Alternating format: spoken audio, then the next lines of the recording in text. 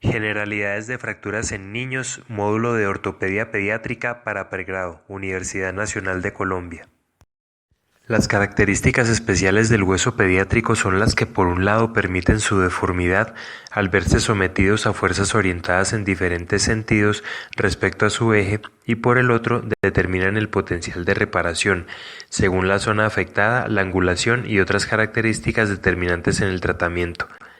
Las fuertes uniones ligamentarias y capsulares en los niños determinan la baja incidencia de lesiones articulares en estos pacientes y la tendencia que tienen a fracturarse después de sufrir traumas de baja energía.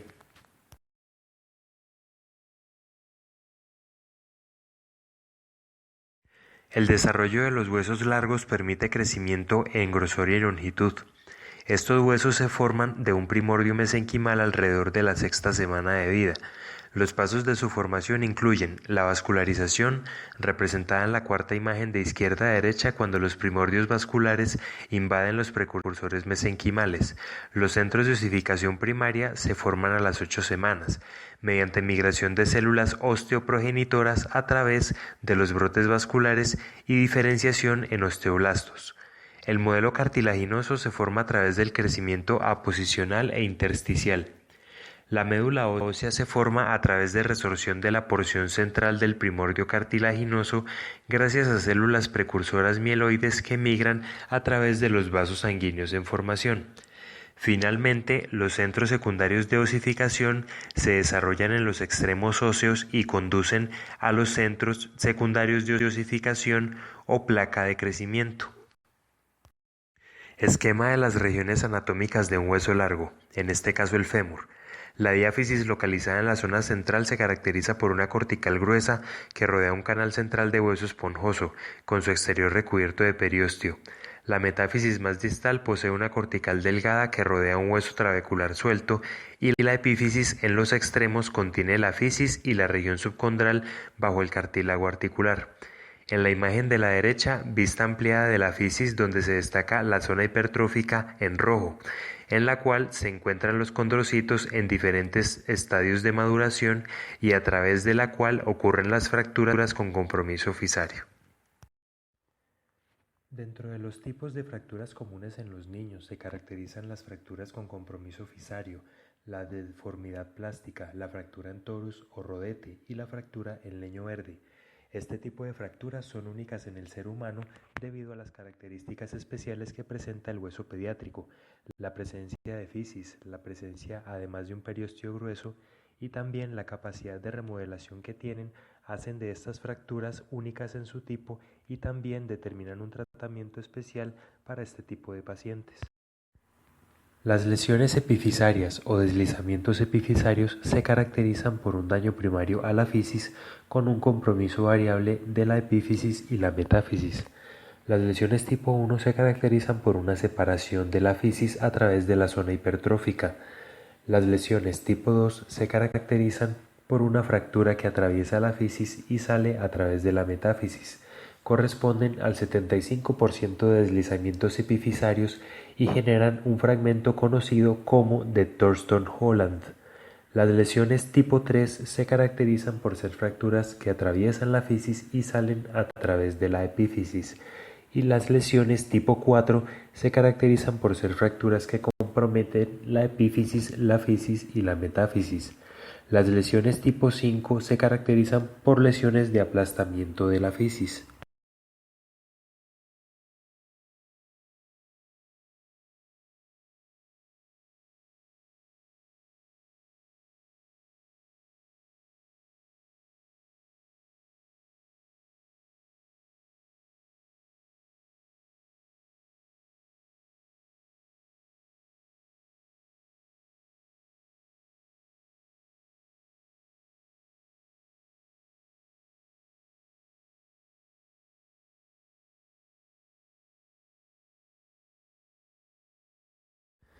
Las fracturas tipo torus o fracturas en rodete son fracturas incompletas en el eje de un hueso largo que se caracterizan por un abultamiento de la corteza. Resultan debido a una compresión trabecular producida por una carga axial que actúa a lo largo del eje largo de un hueso. Son usualmente vistas en niños e involucran muy frecuentemente las metáfisis distales del radio, más común entre niños entre las edades de 5 a 10 años, producidas por una elasticidad en sus huesos. El término torus deriva de la palabra latín tori, que significa protuberancia. Un torus es la parte conveja de la porción superior de la base de las columnas griegas y asimilan la apariencia del rodete cortical que se observa en la columna de hueso que ha sido fracturado. Son lesiones que son autolimitadas y típicamente no requieren ningún tratamiento quirúrgico, aunque algunas requieren cierta manipulación si la angulación es severa. En la mayor parte de ocasiones simplemente basta con una inmovilización con una férula por 4 a 6 semanas, además de reposo e inmovilización, y son fracturas de muy buen pronóstico. Las fracturas en leño verde son fracturas incompletas de los huesos largos usualmente observadas en niños menores de 10 años. Más comúnmente son diafisarias y afectan el antebrazo y la pierna. Ocurren cuando la fuerza aplicada al hueso lo dobla y la integridad estructural de la parte conveja es sobrepasada hasta que se fractura. Sin embargo, la fuerza aplicada no dobla el hueso completamente y la superficie cóncava permanece intacta. Mecanismos de esta lesión pueden ocurrir por una fuerza axial aplicada al hueso, como en un trauma después de una caída con el brazo extendido en un trauma indirecto, o después de una fuerza aplicada con un vector perpendicular al eje longitudinal del hueso por un trauma directo. Es una fractura mucho menos común que las del tipo torus.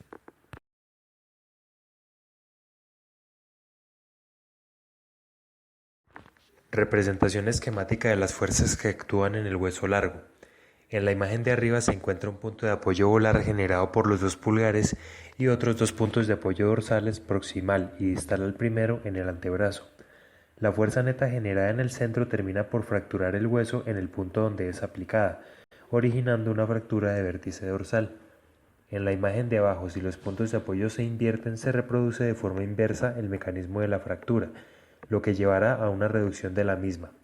Este tipo de maniobras varían en dificultad dependiendo de la edad del paciente y la integridad de las corticales sometidas a la fuerza que las fracturó, lo que en algunas ocasiones genera una adecuada reducción, pero sin estabilidad de la misma, por lo que la fijación con dispositivos de osteosíntesis se hace necesaria.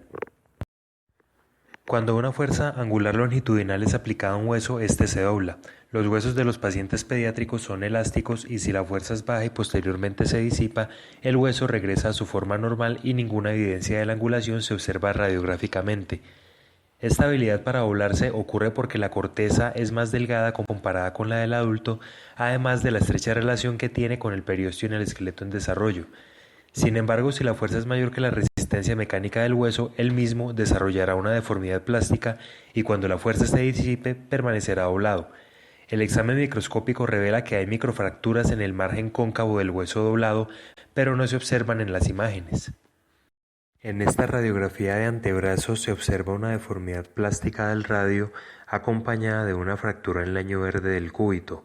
Si se ve detalladamente en la imagen anteroposterior, aparte de la evidente fractura en leño verde del cúbito, se discierne una fractura lineal longitudinal en la cortical más lateral del radio, producida por un mecanismo de arqueamiento.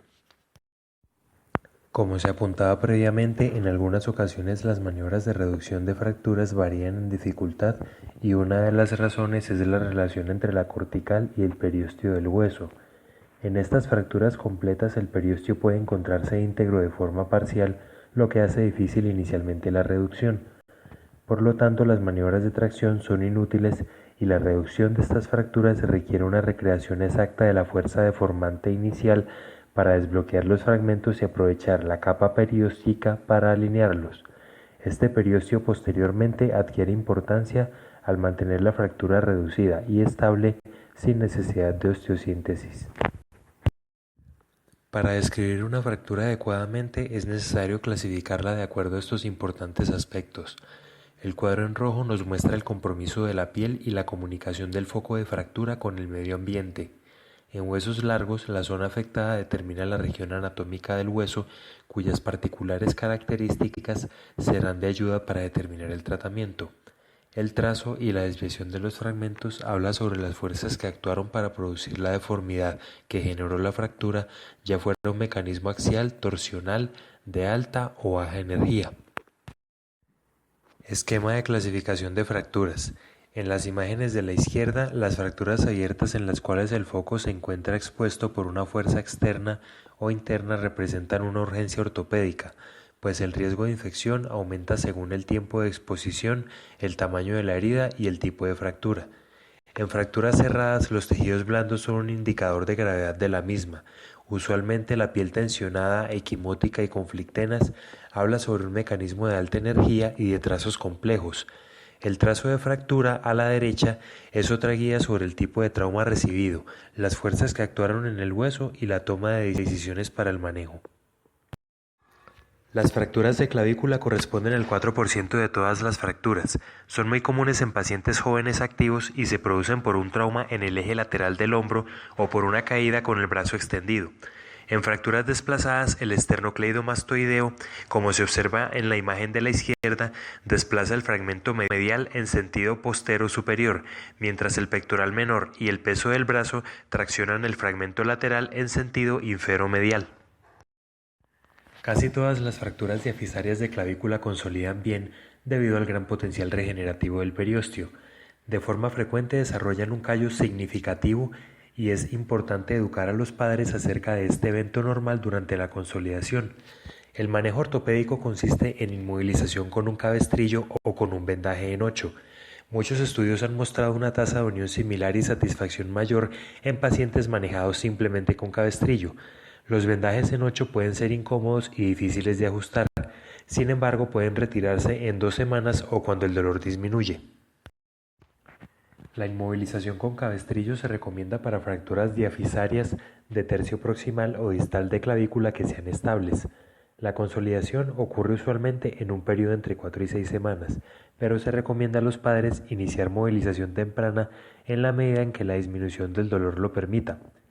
Como se comentaba, se debe explicar a los padres que el gran callo que se formará durante la consolidación hace parte del proceso normal de la curación de la fractura. Las fracturas del húmero proximal tienen una incidencia menor al 5% en niños, son más comunes en adolescentes con una incidencia pico a los 15 años y corresponden a deslizamientos epifisarios y fracturas de metáfisis proximal. Los deslizamientos Salter-Harris 1 son más frecuentes en menores de 5 años y los tipo 2 en mayores de 12 años. Las fracturas metafisarias típicamente ocurren entre los 5 y los 12 años de edad. El mecanismo de lesión puede ser un trauma directo en el hombro o indirecto, como el originado en lanzadores de béisbol que generan deslizamientos epifisarios Salter-Harris 1 por sobreuso. El desplazamiento se produce por acción de los músculos del manguito rotador en el fragmento proximal que lo rotan externamente y lo abducen, mientras que el pectoral mayor y el deltoides se responsabilizan de la aducción y acortamiento del fragmento distal. Son fracturas de excelente pronóstico debido al gran potencial de remodelación del húmero proximal. Algunas fracturas de húmero proximal requieren manejo quirúrgico, incluidas las gravemente desplazadas en mayores de 13 años, las fracturas con más de 60 grados de angulación en pacientes mayores de 9 años, fracturas abiertas intraarticulares o las que tienen lesión vascular asociada. En la foto, una de las técnicas de fijación a través de clavos percutáneos, de entrada lateral y divergentes a través del foco de fractura. En algunas ocasiones, cuando se presenta bloqueo a la reducción por la cabeza larga del bíceps, la cápsula articular o el deltoides, estas fracturas requieren una maniobra de reducción abierta. Las fracturas diafisarias del húmero en leño verde o deformidades plásticas son raras. Las fracturas del húmero diafisarias representan menos del 10% de las fracturas humerales pediátricas y la biomecánica de la fractura varía según grupos poblacionales, desde hiperextensión y trauma rotacional en recién nacidos hasta traumas de alta energía en adolescentes, como se observa en las imágenes. Se debe sospechar maltrato infantil en pacientes menores de 3 años con una fractura de patrón en espiral. Se debe estar alerta también a la evaluación neurológica, ya que hasta el 5% de las fracturas diafisarias de húmero se presentan con lesión del nervio radial. Raramente requieren manejo quirúrgico y hasta el 30 grados de angulación se asocian con excelentes resultados por el amplio rango de movilidad del hombro. Las fracturas diafisarias de húmero se pueden manejar de forma ortopédica si no son complicadas, no tienen compromiso intraarticular en un niño de cualquier edad. El manejo ortopédico se utiliza para casi todas las fracturas diafisarias humerales pediátricas.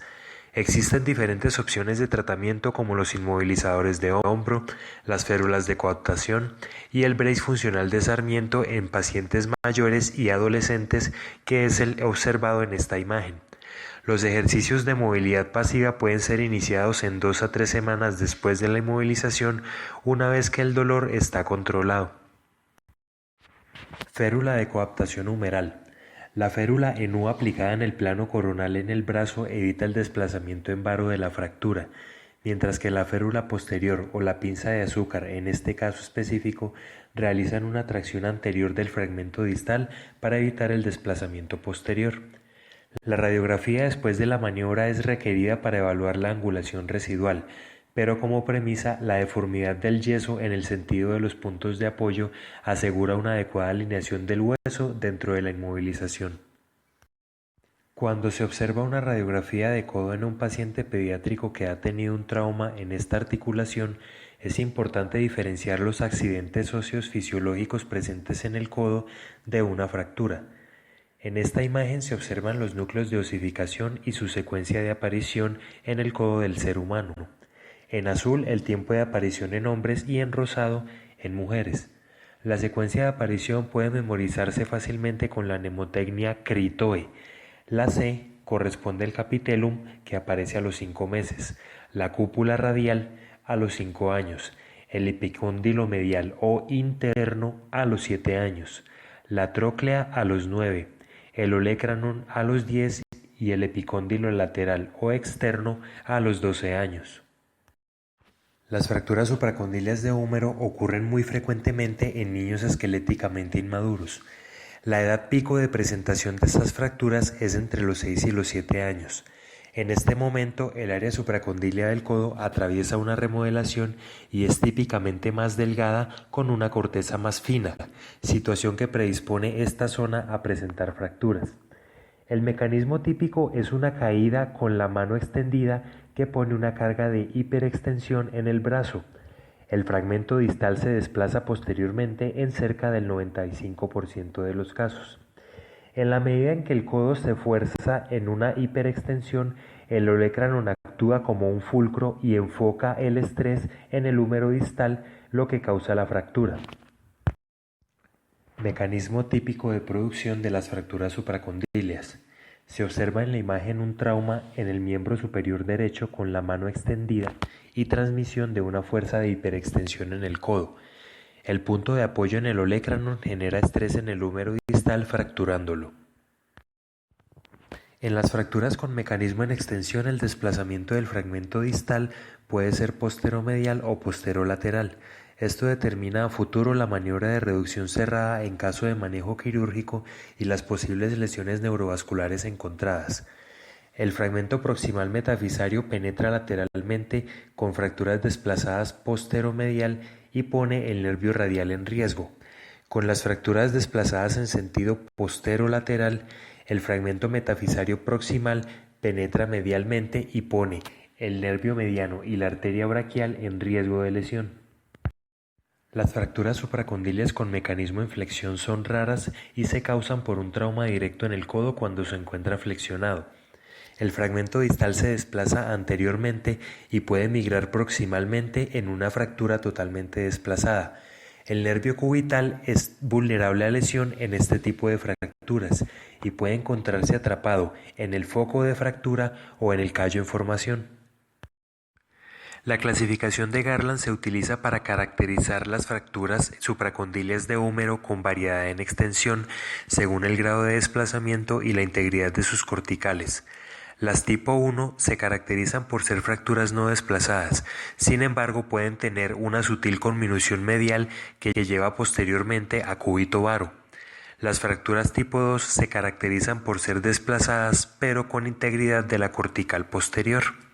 Las fracturas tipo 3 se caracterizan por ser fracturas completamente desplazadas, la mayor parte de ellas requieren manejo quirúrgico con reducción cerrada y fijación percutánea con pines. Dentro de las complicaciones inmediatas, la migración del clavo es la más común después del tratamiento quirúrgico en un 2% de los pacientes. La infección posoperatoria suele ser superficial y responde al manejo con antibiótico oral al ser ocasionada por microorganismos superficiales. La lesión nerviosa suele resolver después del manejo quirúrgico y las lesiones vasculares deben evaluarse posterior a la reducción y fijación para estudiar la necesidad de exploración vascular. La mala unión puede ocasionar cúbito valgo o cúbito varo, deformidades cosméticas con pocas limitaciones funcionales. La contractura isquémica de Volman es una complicación rara pero temida atribuida a una compresión de la arteria braquial generada por la hiperflexión del codo en la inmovilización posoperatoria más que por una verdadera lesión arterial. La rigidez es rara después de la inmovilización o después de un manejo quirúrgico. Se recomienda, por lo tanto, a las 3 semanas después del procedimiento, retirar los clavos e iniciar la movilización del codo. Si se presenta rigidez, se debe tener en cuenta que se resuelve en 6 meses aproximadamente y no requiere terapia física. En el síndrome compartimental del antebrazo, el incremento de la presión intracompartimental lleva a una disminución en la perfusión que puede conducir a un daño nervioso y muscular irreversible. En el caso de los niños, las fracturas supracondíleas son la causa más común de este síndrome en el antebrazo. El primer síntoma y el cardinal es el dolor fuera de proporción a la situación clínica. Se debe sospechar en niños si hay dolor al estirar los dedos pasivamente, que corresponde al hallazgo más sensitivo, y edema palpable, pues las alteraciones sensitivas y motoras, además de los cambios en el pulso, son hallazgos tardíos. La sospecha o el hallazgo de un síndrome compartimental deben ser evaluados prontamente ya que representan una emergencia ortopédica que requiere un tratamiento definitivo y precoz. La línea humeral anterior es un parámetro radiológico para evaluar el desplazamiento de las fracturas supracondíleas. Sigue el borde anterior de la diáfisis humeral distal y debe pasar siempre por el tercio medio del capitellum. Su paso por anterior indica angulación posterior del húmero distal y es una indicación de manejo quirúrgico en fracturas supracondíleas. Las fracturas en extensión requieren una maniobra de hiperflexión y pronación o supinación del antebrazo según el desplazamiento del fragmento distal, ya sea posteromedial o posterolateral respectivamente. Se mantiene la reducción con 2 clavos de entrada lateral que se pasan con guía fluoroscópica. En ocasiones se requiere de un tercer clavo de entrada medial que confiere más estabilidad contra el desplazamiento y las fuerzas torsionales, pero incrementa el riesgo de lesión del nervio cubital. La luxación del codo es una lesión con una incidencia entre el 3 y el 6% de todas las lesiones del codo pediátrico. Se debe sospechar abuso infantil en este tipo de trauma. Es más común en hombres y en edades entre los 10 y los 15 años. Involucran un mecanismo de caída con la muñeca extendida, el antebrazo supinado y el codo en flexión parcial. La pequeña coronoides pediátrica no puede resistir el desplazamiento posterior y proximal del cúbito. En las luxaciones de codo debe descartarse siempre una fractura por avulsión del epicóndilo medial, ya que es la fractura más comúnmente asociada, además de fracturas de la cúpula radial, el olecranon y la apófisis coronoides. La importancia de estas lesiones es que los fragmentos óseos intraarticulares pueden bloquear la reducción. Por otro lado, pueden afectarse la arteria braquial y el nervio mediano por el fragmento proximal desplazado. El nervio cubital se puede lesionar si hay avulsiones en el epicóndilo medial y corresponde a la neuropatía más común. El tratamiento de la lesión consiste en reducción cerrada urgente con inmovilización posterior y rehabilitación enfocada en un inicio precoz de la movilidad. En caso de que la reducción no pueda lograrse, se requiere manejo quirúrgico. El codo de niñera se conoce también como subluxación de la cúpula radial, una lesión muy común en niños entre los 2 y los 5 años de edad. Es ocasionado por una tracción longitudinal aplicada a un antebrazo extendido que genera una subluxación de la cúpula radial y una interposición del ligamento anular en la articulación radiocapitelar. El paciente tratará de mantener el codo en leve flexión y el antebrazo pronado para evitar el dolor, y en el examen físico habrá dolor localizado en el aspecto lateral del codo. No se recomiendan imágenes de rutina ante la sospecha clínica, pero en caso de tomarse la radiografía de codo no muestra hallazgos patológicos. La maniobra de reducción consiste en supinación del antebrazo y flexión del codo mayor a 90 grados, mientras la mano del examinador palpa el aspecto lateral del codo hasta sentir un clic cuando la cúpula radial se reduce. No se requiere inmovilización posterior y el retorno a la movilidad normal es prácticamente inmediato. La luxofractura de Montegia corresponde a una verdadera luxación de la cúpula radial acompañada de una fractura de la porción proximal del cúbito o una deformidad plástica del mismo. El pico de incidencia está entre los 4 y los 10 años y el tratamiento difiere del de estas lesiones en adultos. El paciente se quejará de dolor y edema en el antebrazo y el codo. Se debe sospechar el diagnóstico en pacientes que presentan una luxación de la cúpula radial, pues esta lesión aislada no es común, y palpar siempre la cúpula radial ya que ella se reduce de forma espontánea en estas lesiones. Por lo tanto, se deben solicitar imágenes del codo y el antebrazo afectado en todas las luxaciones de la cúpula radial. El manejo consiste en la reducción cerrada de la luxación y la fractura, además de inmovilización con flexión y supinación del antebrazo. Las que requieren manejo quirúrgico al ser inestables o pasar desapercibidas requieren fijación de la fractura, reducción de la luxación y en ocasiones reconstrucción del ligamento anular. La neuropraxia del nervio interóseo posterior ocurre en el 10% de estas lesiones y resuelve espontáneamente. La luxofractura de Galeazzi se caracteriza por una fractura del radio distal en la unión metafisodiafisaria junto con una disrupción concomitante de la articulación radiocubital distal, que puede corresponder a una luxación o más comúnmente una lesión fisaria cubital. Es menos frecuente en niños que en adultos, hasta el 41% pasan desapercibidas y la incidencia pico ocurre entre los 9 y los 13 años.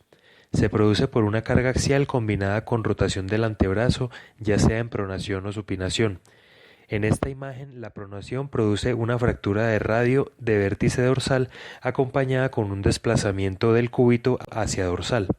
En la radiografía se pueden observar signos de inestabilidad de la articulación radiocubital distal como una fractura del estiloides cubital, acortamiento del radio y ensanchamiento de la articulación en la proyección antero-posterior. El manejo cerrado es más exitoso en pacientes más jóvenes, pero cuando no se puede lograr una reducción exitosa de la fractura y de la articulación radiocubital distal, se hace necesario el manejo quirúrgico, que incluye fijación de la fractura y de la articulación. Las fracturas del antebrazo corresponden a una de las fracturas más comunes en niños, resultado usualmente de traumas por caída de su propia altura. Se debe observar en el antebrazo en proyección anteroposterior la relación entre la tuberosidad bicipital y la estiloides radial y en la lateral la relación entre la apófisis coronoides y la estiloides cubital. Pueden ser fracturas completas o en leño verde. Se debe evaluar la piel para descartar exposición ósea. La mayoría de estas fracturas en niños pueden tratarse sin cirugía, con maniobra de reducción cerrada e inmovilización con férula, haciendo seguimiento clínico y radiológico durante las primeras 3 semanas con un periodo de inmovilización de 4 a 6 semanas. El manejo quirúrgico puede ser con reducción cerrada o reducción abierta y la fijación se hace con clavos como en este ejemplo. Requieren manejo quirúrgico las fracturas muy desplazadas o muy anguladas para la edad del paciente, además de las que presentan cabalgamiento mayor de 1 centímetro. Las fracturas de radio metafisarias distales son las más comunes en el antebrazo pediátrico y requieren manejo quirúrgico si son inestables o imposibles de reducir por interferencia del periósteo o el músculo pronador cuadrado. Las complicaciones más comunes con esta fractura son la mala unión, el arresto fisario y la neuropatía por compresión del nervio mediano. Las fracturas de antebrazo en niños que son candidatas a manejo con reducción cerrada deben inmovilizarse con férula en pinza de azúcar. La técnica de inmovilización varía según la deformidad que se quiera corregir, al igual que los puntos de apoyo que son importantes para evitar la recurrencia de la deformidad. De forma general, las fracturas de angulación de vértice dorsal son inmovilizadas en supinación y las de vértice palmar en pronación. En el momento inicial, la férula debe colocarse estrictamente para mantener nula la movilidad del foco de fractura mientras se le da manejo definitivo. Las fracturas pediátricas de la mano son usualmente de manejo ortopédico. El hueso más afectado es la falange distal y las lesiones asociadas a este tipo de fracturas más comúnmente encontradas son las heridas en la punta del dedo.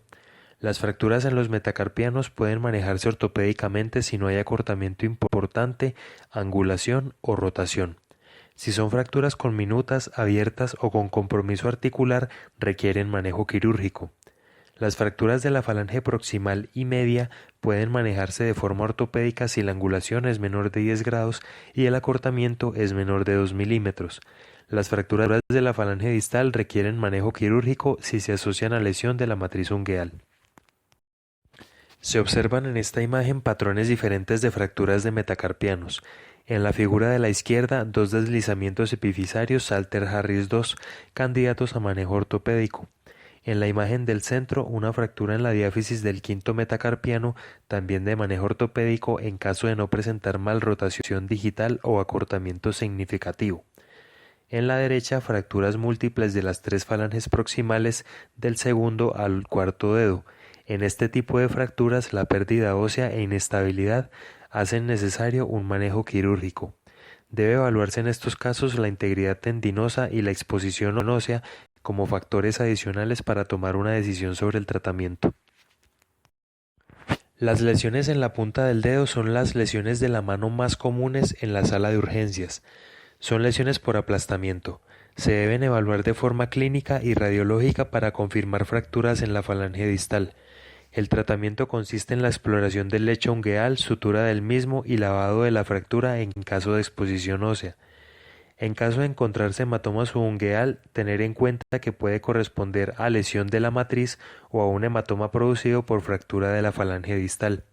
Estos hematomas se pueden drenar en la sala de urgencias mediante una aguja hipodérmica como se muestra en la imagen de la derecha. Las luxaciones traumáticas de cadera en niños en el 80% de los casos son posteriores y son más comunes que las fracturas de cadera. En menores de 10 años son el resultado de trauma de baja energía, mientras en mayores de 10 años el mecanismo de trauma involucra una alta energía. Hay lesiones asociadas como fracturas de la cabeza o el cuello femoral, además de fracturas acetabulares, y el pronóstico es bueno si se tratan adecuadamente con buenos resultados a largo plazo. El paciente será incapaz de apoyar la extremidad y en el examen físico se encontrará la extremidad con un ligero acortamiento, en flexión leve, aducción y rotación interna. Se recomienda evaluar con radiografía anteroposterior y lateral de la cadera, donde las proyecciones laterales confirmarán el plano anteroposterior de la luxación.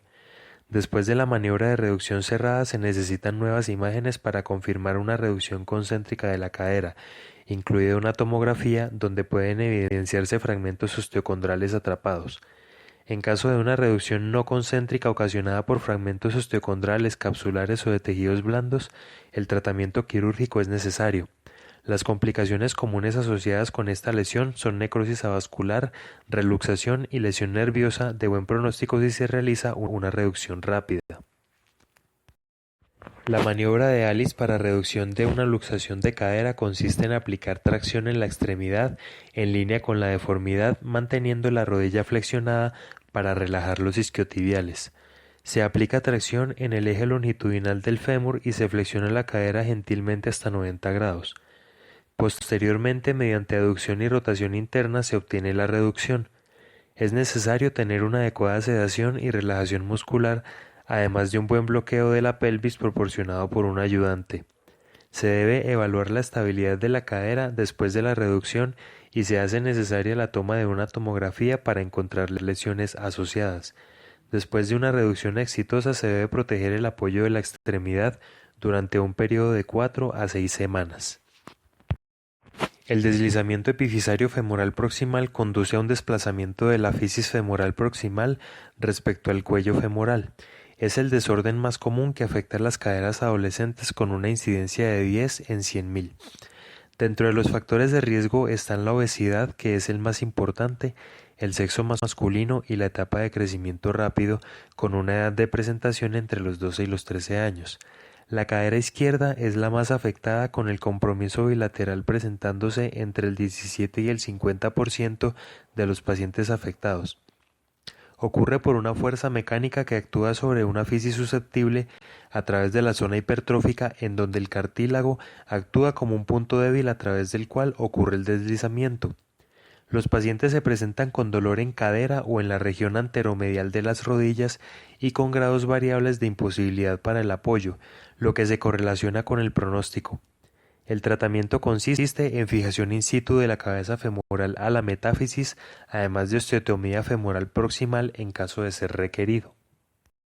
Las fracturas alrededor de la cadera tienen tasas altas de complicación, incluyendo la mala unión y la necrosis avascular. Se producen por traumas de alta energía en un 75 a 80%, aunque algunas ocurren en recién nacidos después del parto con una presentación de nalgas. Las fracturas intracapsulares son emergencias debido al riesgo elevado de necrosis avascular. El manejo de estas fracturas depende del grado de desplazamiento, el contacto con el exterior y si hay una luxación asociada. Las fracturas subtrocantéricas son relativamente raras en niños, resultado de trauma severo y adquieren su deformidad debido a las fuerzas únicas que actúan en la cadera sobre el fragmento proximal, generando un desplazamiento en abducción debido a los músculos glúteos, flexión por el psoas ilíaco y rotación externa debido a los rotadores externos, mientras los aductores acortan y aducen el fragmento distal. Estas fuerzas suelen complicar el tratamiento. Sin embargo, el manejo en menores de 10 años se realiza de forma no quirúrgica, dejando el procedimiento quirúrgico cuando la reducción no puede lograrse con medidas conservadoras. En la imagen radiografía de paciente de 2 años con fractura subtrocantérica de fémur derecho, en pacientes menores de 5 años o en quienes no han iniciado la marcha, siempre debe sospecharse maltrato infantil. Arco balcánico para manejo de la fractura vista en la diapositiva anterior. La fuerza transmitida en el eje longitudinal del fémur mediante una tracción esquelética supracondílea permite contrarrestar las fuerzas deformantes sobre los fragmentos fracturados. Radiografía del paciente anterior a los 2 días del procedimiento. Se observa una adecuada alineación de la fractura en los planos anteroposterior y lateral. Radiografía del paciente a la semana de la aplicación de la tracción. Se nota la aparición de callo óseo alrededor de la fractura. Después de 15 días de tracción, con la formación de callo óseo, el paciente se inmoviliza en una espica de yeso, manteniendo la reducción hasta que termina la consolidación de la fractura en un periodo total de 4 a 6 semanas. En fracturas diafisarias de fémur se debe sospechar maltrato infantil, ya que ocupan el segundo lugar en fracturas asociadas a maltrato después de las fracturas humerales. Hay 2 picos de incidencia, entre los 2 y los 4 años y el segundo en la adolescencia. A medida que aumenta la edad, el grosor de la cortical cambia los mecanismos de trauma. Las caídas son la causa más común en infantes, mientras que los adolescentes sufren esta fractura con mecanismos de trauma de mayor energía. En general, en pacientes menores de 6 meses el tratamiento de las fracturas es ortopédico con arnés de Pavlik o inmovilización con espica de yeso de forma inmediata. En pacientes entre los 7 meses y los 5 años, las fracturas estables pueden manejarse con espica inmediata de yeso, mientras que aquellas con acortamiento mayor de 2 centímetros, inestables o múltiples producidas por politrauma se manejan con osteosíntesis con placa o elementos de fijación intramedulares. Este paciente requirió manejo temporal con tracción esquelética transtibial en espera de manejo definitivo con espica de yeso. Imagen de fractura diafisaria de fémur de trazo oblicuo largo que la hace susceptible de acortamiento y deformidad. Por su inestabilidad requirió manejo temporal con tracción esquelética. Se observa una buena alineación en las proyecciones anteroposterior y lateral. Después de un periodo de 2 a 3 semanas se inmovilizará de forma definitiva en una espica de yeso por un periodo de 4 a 8 semanas hasta una consolidación adecuada. Imagen de espica de yeso en el paciente con fractura de fémur después de ser traccionado. Las llamadas espicas diferidas requieren un periodo previo de tracción mientras se forma callo óseo para ser efectivas. El palo entre las 2 extremidades se utiliza en pacientes mayores de 3 años para evitar una fractura del yeso a través de la región inguinal por las fuerzas ejercidas por la cadera de la extremidad sana. El manejo con dispositivos intramedulares flexibles como los observados en la imagen se reserva para pacientes mayores de 6 años de hasta 50 kilogramos de peso en fracturas estables de trazo transverso u oblicuo corto. En pacientes de mayor peso o en fracturas inestables por su trazo, número de fragmentos o ubicación muy distal o muy proximal, se prefiere el manejo quirúrgico con placas y clavos intramedulares. Las fracturas supracondilias de fémur suelen ser deslizamientos epifisarios Salter-Harris II. Se producen por una fuerza en varo o valgo ejercida en la rodilla que ocasiona un daño fisario a través de múltiples zonas en la placa de crecimiento que ceden antes que los ligamentos en niños. Presentan una alta incidencia de restos fisarios y deformidad posterior. Las complicaciones se han asociado con factores como la clasificación Salter-Harris, el desplazamiento de la fractura y la presencia de dispositivos de fijación a través de la fisis. Se recomienda el manejo con yeso si las fracturas no están desplazadas. En caso de desplazamiento se recomienda reducción cerrada y fijación con clavos.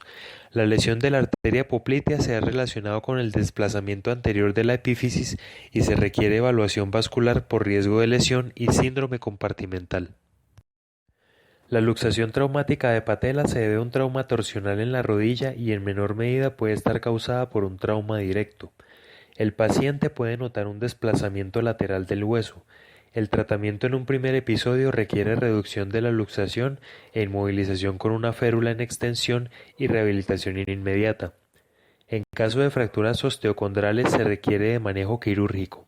Las luxaciones recurrentes pueden estar asociadas a laxitud o condromalacia patelofemoral, condiciones que requieren manejo quirúrgico para resolverse definitivamente. Las fracturas de la tibia proximal corresponden a menos del 1% de las fracturas en los niños. Se producen por fuerzas de alta energía en varo o valgo sobre la rodilla. Las lesiones vasculares son comunes en lesiones por hiperextensión, principalmente por pinzamiento de la arteria poplitea. Es necesario evaluar de forma temprana la presencia de síndrome compartimental.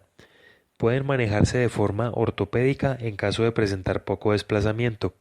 En caso de haber desplazamiento importante o daño epifisario, se recomienda reducción y fijación de fragmentos fracturados, incluso se considera la fijación transfisaria en caso de requerirse esta estabilización extraarticular. Las fracturas de la tibia están entre las más comúnmente encontradas en niños. El 39% de las fracturas ocurren en la diáfisis y el 30% se asocian a una fractura del peroné. No suelen tener importante desplazamiento gracias al fuerte periósteo que rodea el hueso. El 95% de las fracturas de tibia se pueden manejar con inmovilización en una bota de yeso larga si existe una posición de fragmentos mayor al 50%, acortamiento menor a 1 centímetro y menos de 10 grados de angulación en los planos sagital y coronal. El tiempo de inmovilización varía de 3 a 4 semanas en menores de 3 años y de 6 a 8 en otros patrones de fractura y en pacientes mayores de esa edad. Bota de yeso larga para manejo de fractura diafisaria de la tibia. La rodilla flexionada permite el control rotacional y evita el apoyo de la extremidad. Se recomienda un seguimiento radiográfico en 2 semanas para evaluar la formación de callo en casos dudosos. Las imágenes se deben hacer mientras dura la inmovilización con el fin de evaluar la aparición de deformidades. El manejo quirúrgico es la elección en caso de una reducción fuera de los parámetros establecidos, marcado daño en los tejidos blandos, fractura inestable o síndrome compartimental. Las técnicas mostradas en esta imagen incluyen placas, clavos flexibles, rígidos y tutores externos en caso de haber gran compromiso en los tejidos blandos o fracturas abiertas. Las fracturas de tobillo involucran un mecanismo rotacional y el patrón más común es el deslizamiento epifisario. Algunos patrones de lesión como el deslizamiento tipo 3 o tipo 4 se llaman fracturas de Tilot y triplanares respectivamente. La fisis distal de la tibia se cierra en un patrón predecible de central a medial con la porción anterolateral cerrándose de última, haciéndola más vulnerable a fractura en caso de trauma rotacional. Además de la clasificación de Salter-Harris, también pueden evaluarse según el mecanismo que las produjo. Se recomienda evaluación radiológica en 3 proyecciones y tomografía para evaluar compromiso intraarticular. Las fracturas con menos de 2 milímetros de desplazamiento articular se pueden manejar de forma ortopédica, pero aquellas con mayor desplazamiento o con interposición de estructuras que imposibiliten una adecuada reducción son candidatas a manejo quirúrgico con reducción abierta o cerrada y fijación con clavos o tornillos según se requiera estabilización de la epífisis, la fisis o ambos. Fractura de tobillo manejada con reducción abierta y fijación con placa y tornillos. En la imagen de la izquierda se observa una fractura bimaleolar de tobillo que requirió fijación de maléolo tibial y el peroné distal, este último mediante un tornillo de compresión y una placa de neutralización. Las fracturas en el pie suelen ser de manejo ortopédico. Lo más importante en estas lesiones es discriminar el mecanismo del trauma y confirmar lesiones asociadas en otras partes del cuerpo. Por ejemplo, las fracturas del talo y el calcáneo suelen producirse por una caída de altura con un trauma directo en el pie, que transmite la energía hacia la pelvis y la columna, por lo que estas estructuras pueden verse lesionadas y pasar desapercibidas en una valoración inicial descuidada.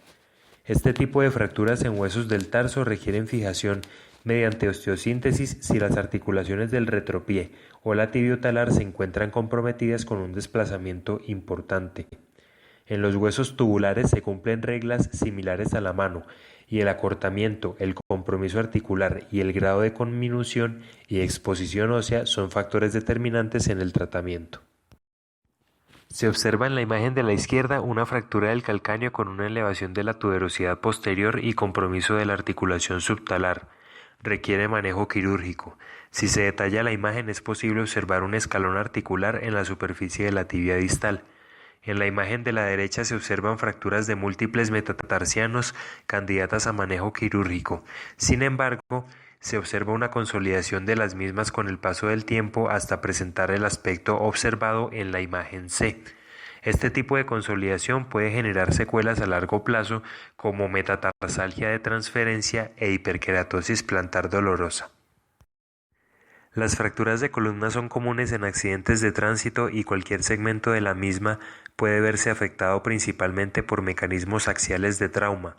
Es importante el examen neurológico inicial y la evaluación del estado de conciencia para confirmar trauma medular.